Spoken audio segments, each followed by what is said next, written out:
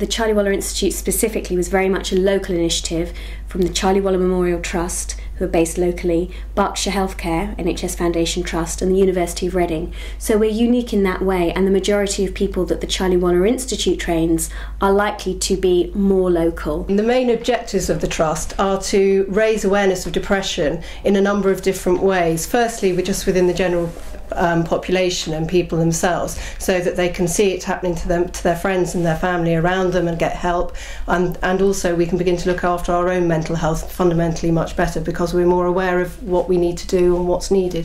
We're part of the government programme Improving Access to Psychological Therapies, so as a result of that we now run 4 training courses, 2 certificates and 2 diplomas, and they're both on evidence-based psychological treatment, but 2 of them are connected with the Improving Access to Psychological Therapies programme, focusing on depression and anxiety. The Trust, and particularly the family, are very delighted, particularly with Ros and all the work and the effort that she's put into getting it up and running, and in the way in which it has been set up. I mean, you really cannot underestimate the world sort of expertise that is coming to teach on these courses, and that just hasn't been available to the psychological profession in the same way before. So it really is quite unique, and the family are very much behind that, because it must all work to helping things, to help people get better.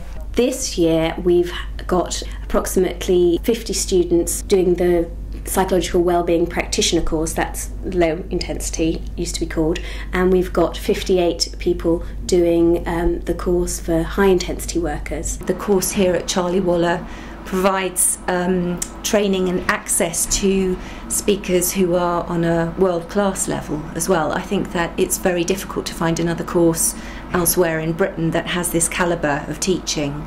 And so I guess a benefit would be for Reading residents that they have staff in the NHS who are being trained on such a high calibre course. I think it's connecting people. Whenever we have a fundraising event, or whenever we have a professional event, for example the launching of the Charlie Waller Institute, you suddenly realise that there's an awful lot of people out there, little islands, who all have their own experience in some way of mental health problems, maybe at the mild to moderate end, perhaps at the more severe end within their own families. And you suddenly realise that whereas before, 10 years ago, 12 years ago, when the Trust was formed, nobody ever spoke about it. And now there's all these islands coming together, and World Mental Health Day really opens that up and makes it much more. It really reduces the stigma. Reducing stigma is very important, because people are still very fearful of mental health problems, people are still very ashamed and suffer in silence.